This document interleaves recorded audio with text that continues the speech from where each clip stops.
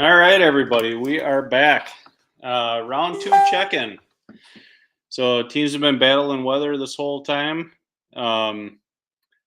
Everything's kind of moving forward. So it seems like there was a lull in the action for a little while midday, which is to be expected. And now teams are starting to submit some very nice catches. So we'll get into it here. First off, going to show you a couple of releases that we had. Just to start out the show. See you later, buddy. There you go. Bye-bye.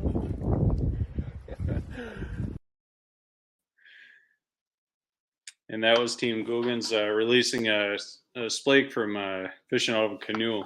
I don't know if you can get much funner than fishing out of a canoe, honestly. Here is Team Goodwill releasing a flathead catfish. Got him. Ready?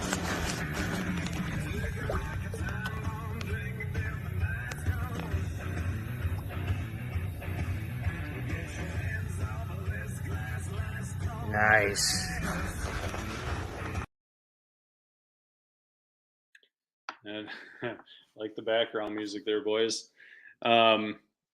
So the way to decipher the flathead catfish from a channel catfish, flathead catfish will have the back caudal fin, the back tail will be flat versus channel catfish will be a fork tail. A myth that's always kind of that you always hear about with flathead channels or bullhead and that species, the whiskers on them, people say those things sting. It's the pectoral fins that'll sting and the dorsal fin that'll sting you. There's a bone in there with poison in there. The whiskers are actually taste buds. So they'll use that to go along the bottom, and they're tasting just like we taste stuff with our tongue. Their tongue's on the outside of their mouth as well as on the inside. So their barbell goes along, let's say a crawler on the bottom. They're picking that thing right up because they know it's food. So here we go. We had Tenny Pounder sent this video in. This is a classic, happens to everybody kind of fishing here. Tackle box drop, I labeled it. Well, I just figured out what I'm doing tomorrow, Monday, most of next week. Whoops.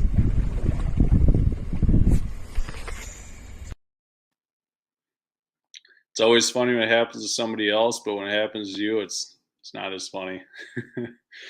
But yeah, they're in good spirits still.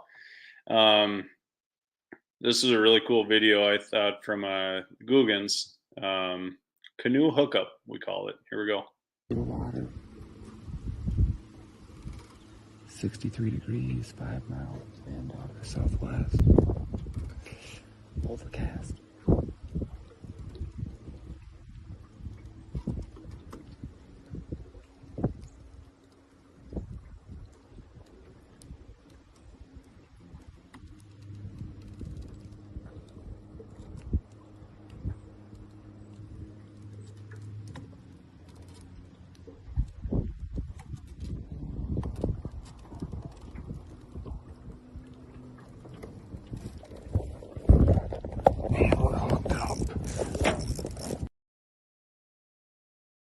Well, if that doesn't get the blood pumping, I don't know what does.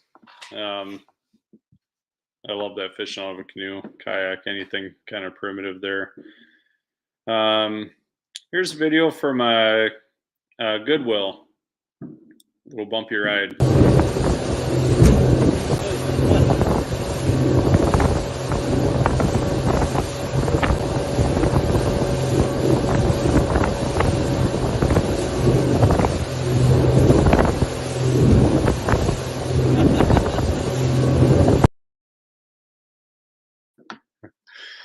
Yeah, you can almost picture the waves there.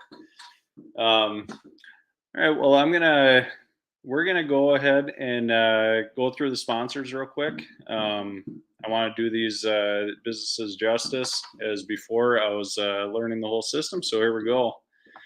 First, we're going to talk about Hogsback custom rods. I've been looking at them kind of throughout the day, and they're very quality rods, and I'll tell you why. First of all, when I go through a store, like if I'm at Mills Fleet Farm or Thorne Brothers, one of those, I'm looking at the rods for a good half hour. It's kind of like my wife picking out jeans. I'm searching for them, checking out every one, getting the right feel of them. So this photo describes how well these things are made. It'll show a good tip with a excellent backbone. So let's see if I click on the right one. Here we go. So you can see right here, the backbone is very, very solid through it, and it has a excellent tip. That is the exact rod that I always look for, whether it comes to panfish, walleye, any kind of finesse fishing. That's exactly what you want. You can tell those boys can make a rod. So we are going to let's see, what's the next one on the agenda? I got Funk's jigs. We're going to talk about them. I'm going to pull these guys up here. Very awesome bait. Let's see, I had all this ready to go, so here we go.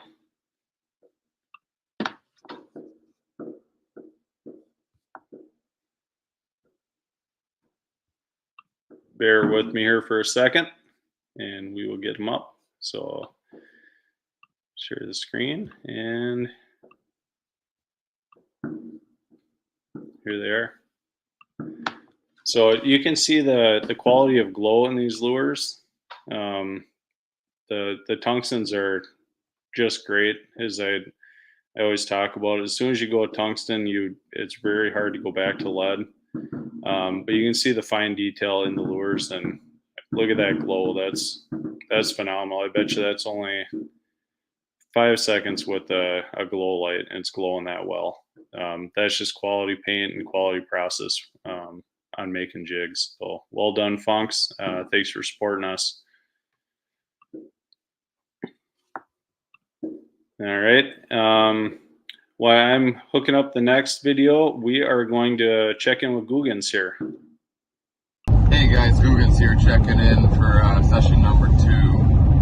In our typical spot, the truck driving.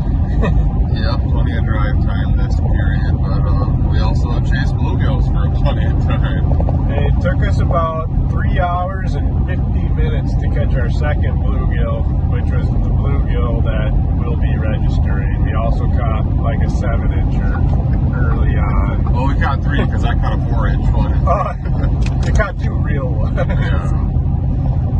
And then, we weeded through a ton of walleye, which was a fun surprise. Nothing in there, they're all pretty small. Yeah, probably 12 to 13 inch average, but it's been a long time since I've caught walleye like that. So it was fun, but they became a nuisance trying to catch bluegill. The other kind of fun thing was we got into some pretty aggressive northern and small, but they were chasing our bobbers, hitting our bobbers. AJ had one hooked on for like 5 seconds, had the net ready because it wouldn't let go of his bobber. Then I released maybe one of the bluegills or one of the fish I released, and boom, a northern came up and snatched that right on the side of the boat at one time. And yeah, so that was it was a fishy lake. Yeah. We got a handful of species out of there. We got perch, pumpkin seed, bluegill, smallmouth, pike, and walleye. Yeah, Bully Smith in the first 3, so the pumpkin seed, bluegill, and the perch. Yeah, hopefully those will work, and everybody, I hope you stay safe during the night bite. Get a couple hours of rest if need be if you're driving. Yeah, everybody can sleep this period. I'd be fine with that. Jurgen's out. Well done, fellas. I gotta say, not too often you're you're fishing, normally you're going for walleyes and they can't keep the bluegills out. So it's kind of cool to have the going for bluegills and trying to keep walleyes off. That's a good problem to have. So good job, guys. So I pulled up 903 baits. So this is our other sponsor, our third sponsor. This bait maker is he's very good at what he does. I make bass lures as well, and I can tell he puts a lot of time and effort into it. Just kind of knowing the process and stuff. So let's check them out.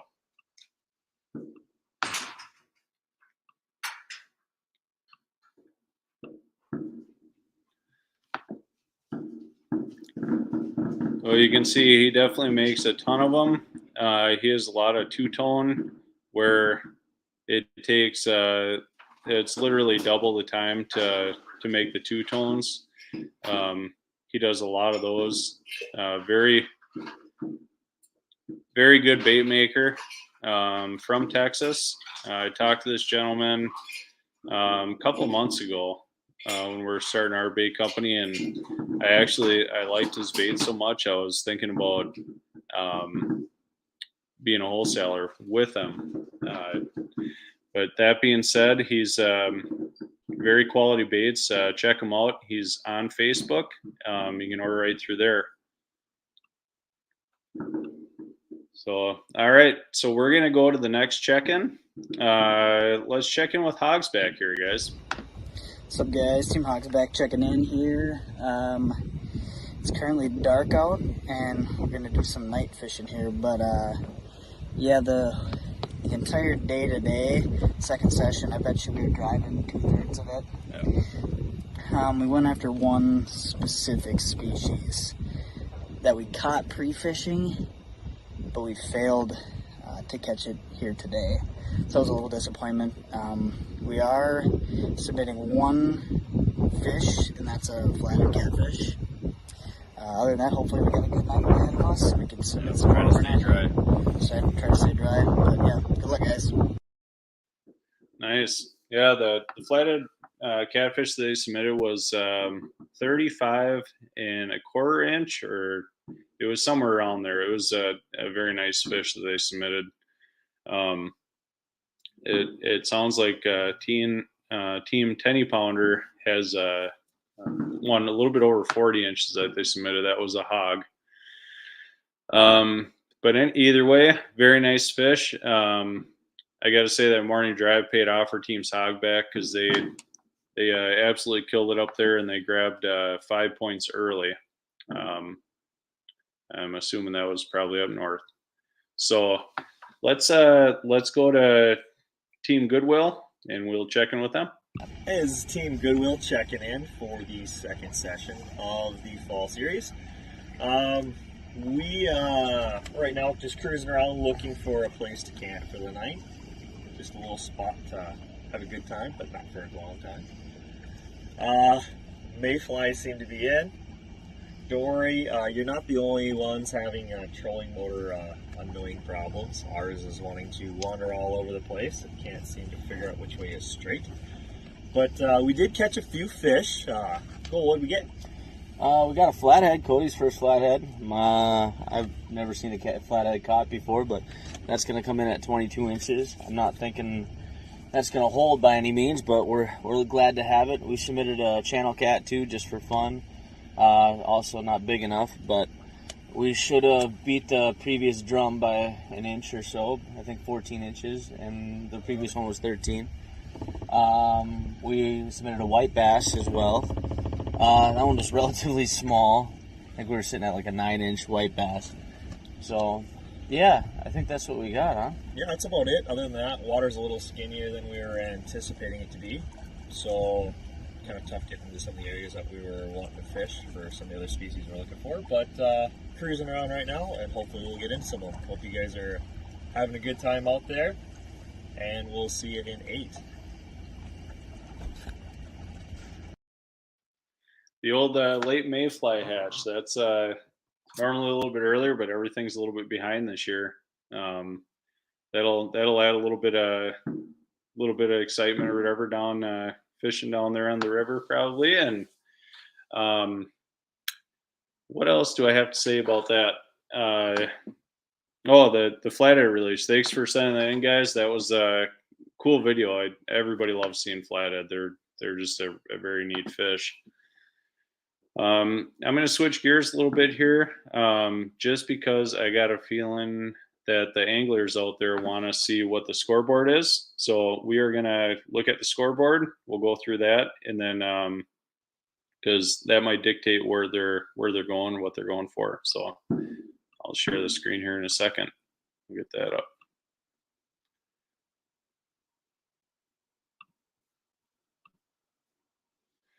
All right. So hopefully,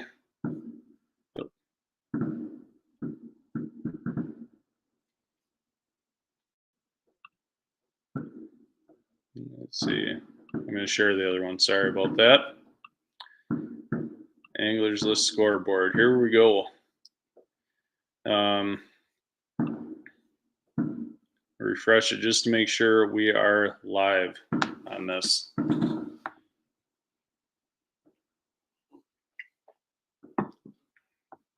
Okay, so we got Team Goodwill with drum or freshwater drum or sheephead at 15.75 and white bass at 9 inches. So they got they're holding it with 2 points. Team Hogsback that morning was very, very good to them. Rainbow trout at 14, Chinook at 23, which is very, very cool to see. I love the Chinooks. Coho, lake trout, and tulipy. Let's see. River bums. They got a nice northern pike at 25.5 inches. Rock bass, which is nice. Nice addition for a point. And largemouth bass. So they're sitting at 3. Team Mud Puddle. Registered wallet at 14.75. River Red Horse at 17 inches. A moon eye and a gold eye, which very hard to distinguish between the two. The gold eye, the anal fin, and the dorsal fin will be lined up perfectly. If anybody's ever out there, you want to figure out what you have. Golden eye, anal fin, dorsal fin will be lined up perfectly. So that'll be a gold eye. Moon eye will be offset, where dorsal fin will be a little bit ahead of the anal fin. Flathead catfish, Team 10 pounder. Flathead catfish, channel cat, and a smallmouth. They're picking up on some nice quality fish, very quality fish, in fact. So they're sitting at 3 points right now. It's still very much anybody's game. We got a lot of time left here. The Googans, they picked up a very cool mixture of fish. We got yellow perch at 9.25, pumpkin sea at 7.75, a bluegill at 10.5, which is that's dinner plate status. That's a very nice fish. Good job, fellas. The splake, we saw the release on that. That was a really cool fish. And then a brook trout too at 16.5. That's a very nice brook trout. Those fish are very pretty. So I will stop sharing that for now. Just want to let everybody know where we're at, and we're going to send those out to our teams after this podcast here. So just get everybody a heads up here. A lot of points to steal out there. There's going to be I see a few of those fish getting replaced, points stolen. So that's exciting going forward here. Let's see. We're gonna check in with Team 10 pounder here. All right, Team 10 pounder here with the check-in. This period, we got started a few hours into the period. I finally decided to help Kevin out and at least be the net man for him. So far, well, the period's been smaller sheephead. We got one short walleye, and then Team Googans decided to call us and try to distract us and take our eyes off our rod tips. But right as I was hanging up with Riley, I looked at Kevin, and he set the hook on something nice, and so put the phone down, and he's fighting this fish. We got lines wrapped up in the anchor line. It pulled the anchor up, and he threw his rod, threw a twirly around the anchor line, and we landed a 40-inch flathead. So that was our excitement. That was right after Riley was trying to sabotage our round. So that's all we got to report. Then we caught a 13-inch sheep that's We probably caught 4 of them. We submitted one. not really worth talking about, but the flathead was a lot of fun. So it looks like we're about to get stormed off the water here, but that's what we got. Yeah, we're gonna duck some weather. Good luck, everyone. Stay safe. Have a good night. Thanks, fellas. That's a cool story. The old team sabotage. It didn't work out there, so you guys end up landing a beauty of a flathead. That's a tank. There's no doubt. Good job, fellas. So we are going to check in with Team Mud Puddle. Here we go. Hey guys, Team Mud Puddle checking in here after the second period. Yeah, it's been a long period. Had some drive time in it. Did a little fishing here and there. There were fish caught. Multi-species. Multi-species round. Nothing to submit. We had one real heartbreak. Yeah, pretty much a guaranteed point. That kind of broke both of our hearts. yeah, but we're kind of set up here to do something new here for the night bite. We'll see if it pans out. Otherwise, we're kind of excited for the morning. So we'll see how it goes. Good luck tonight. Yep. Be safe, everybody. Nice. Cool, guys. Thanks for checking in there. The night bite, people don't realize that, it's a lot of fish species won't bite during the night. There's a lot that'll turn on. So it's definitely a strategic game out there. Heck, you want to fish till evening on the species that normally will bite, and then all of a sudden it all switches pretty quick. So good luck to you fellas, and stay safe out there too. We're going to go ahead and check in with River Bums. Here we go. Well, Team River Bums, we just got off the lake, and it was pretty wet. We took on some water in the boat, but the day went on, I guess. Fished hard. Had a lot of fun. A little windy, a little choppy, lots of rain. Hope everybody else did good. And but we're probably gonna get something to eat and go to the next one. So we'll see you on the next one. Good luck. Cool. Thanks, fellas. You guys fired a lot of species early.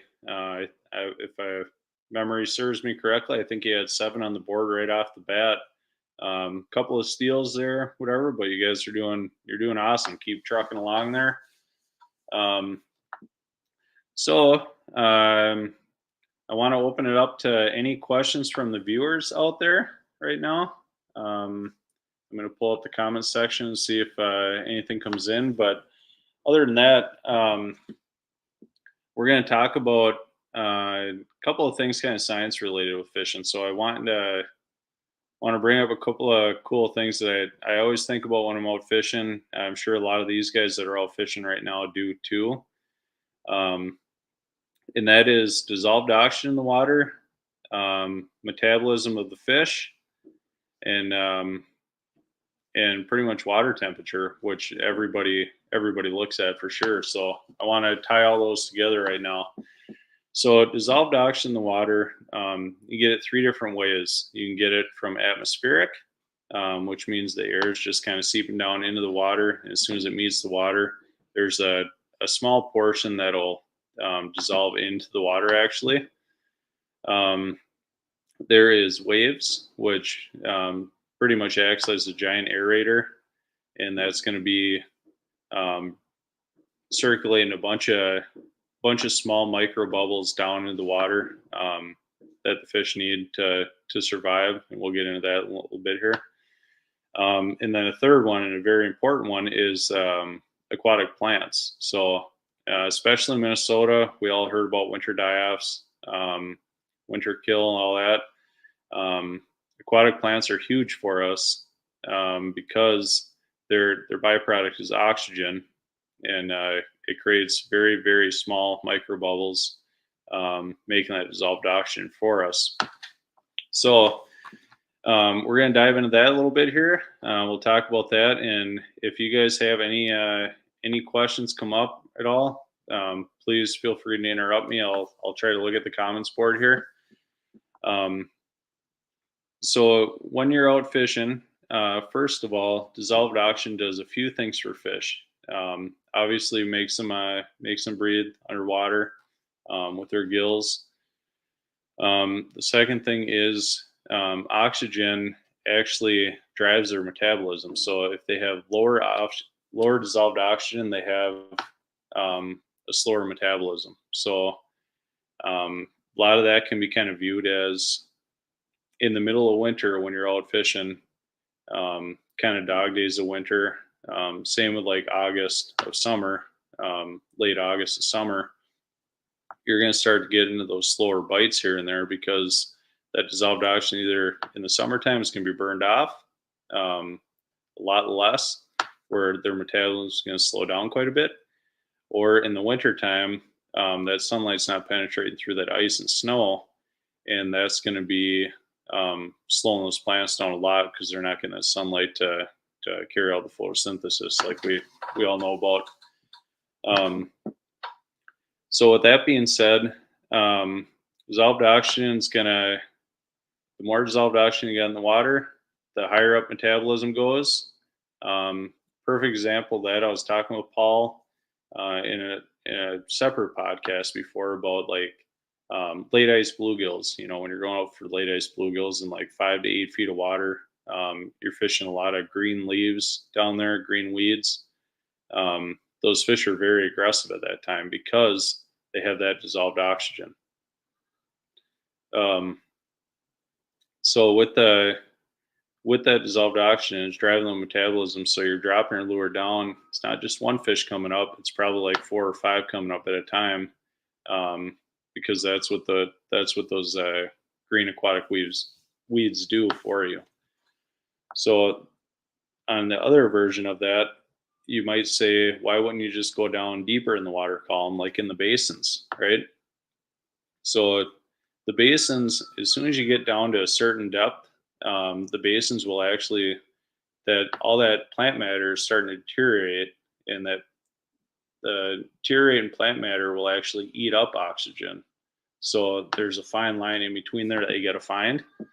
That way, that being said, you get a lot of fish that kind of hover around, 50 feet of water. Crappies are around like the 25, 30 foot range or something like that. They're finding that happy medium where they're getting that dissolved oxygen, they're feeding. A lot of times when you find them suspended like that, you're probably going to catch them. So dissolved oxygen is a good thing to incorporate in any time you go out fishing. Bass fishing. I know there's a lot of bass fishermen out there, myself included. I joined a bass league. It's not my first fish species I want to go for, but I do love it. It's fun. A lot of these bass tournaments are won midsummer. They obviously the drop shots down deep and stuff, but a lot of people just pitch jigs in like 5 feet of water, but they're looking for the very green weeds at that point, and they're not looking for, as soon as they hit brown weeds, they know that's eating up oxygen. They know that those bass aren't in there, so they're searching around. Curly tail leaf weed is a very common one that people fish, but that's why, because it's green, it's putting out the oxygen. Those bass are they're feeding because of that. So I want to switch gears here real quick. I want to talk about all the different areas that these guys are fishing, and I don't know this personally because we don't have them disclosed on the locations that they're fishing, but you can definitely tell the drive time. Team Hogsback especially, I mean, they're driving for most of the day just to get their fishing spot. So the amount of effort that these teams are putting in for different areas is pretty remarkable. And you have to do that to be well versed in different species. So applaud you guys on that. That's really cool. Let's see, what else should we talk about here before we head out? Let's talk about midsummer crappies. We'll go there for a while. So everybody likes catching crappies. Everybody likes the meal of crappies. How do you find them midsummer? It's going to be a lot of weed lines. If the algal blooms come up, water gets green, it's going to be a little tougher. You're going to have to go with a little bit brighter baits on that, but you're going to want to target those basins. Start setting up Lindy rigs for them. Honestly, that's I'll clean up on the crappies doing that just with Lindy rigs in the basins. You get down to them and you put smaller fish or smaller crappie jigs on at that point. What else? So we had Chinooks, we had cohos, we had steelhead, and we had Lakers all submitted today. A lot of people that live in the state, Cole Wilcoxon wants to know how Team Hogsback caught their tulipy today. I think you'll have to talk to them later on that. But yeah, so they with all those salmon and trout species out there. How do you fish the Great Lakes? That's a big body of water to dissect. You're looking at a lot of water temperatures, a lot of thermoclines, and pretty much trying to dissect the water that way. I'm going to save that a little bit for probably a segment tomorrow at about 1 o'clock. I'll try to teach you guys on how we dissect the water on a salmon and trout species level. I think that should be it for now, unless there's any other questions. I'll wait for a couple minutes here while I talk about something else, and if there's no more questions, I'll probably sign off for tonight. Let's talk about, there's a lot of river fish caught today, and how do you go about fishing a river? Rivers can be kind of intimidating with people not knowing the spots. They're always changing. Any kind of sand in a river always gets displaced. So you get a deep hole one year would be like I mean, you'd pretty much bank your boat on it the next year kind of deal. All those fish out there, all they're trying to do is not expend too much energy unless it's for food. So those fish are trying to hide behind points, rocks, eddies where the water's turning back the other way. Any kind of structure that's going to help them not expend energy, because let's face it, they don't want to expend energy unless they're eating. So a lot of times the drop-offs are a great one because they can hide right behind those drop-offs, and as soon as it drops off there, they just hug right there on the bottom. They don't have to waste any energy at all. That's a great place to fish, obviously. But all right, well, I'm going to say there is a lot of weather coming in. I'm going to check my phone here while I'm on the line with you guys, just to give teams an update.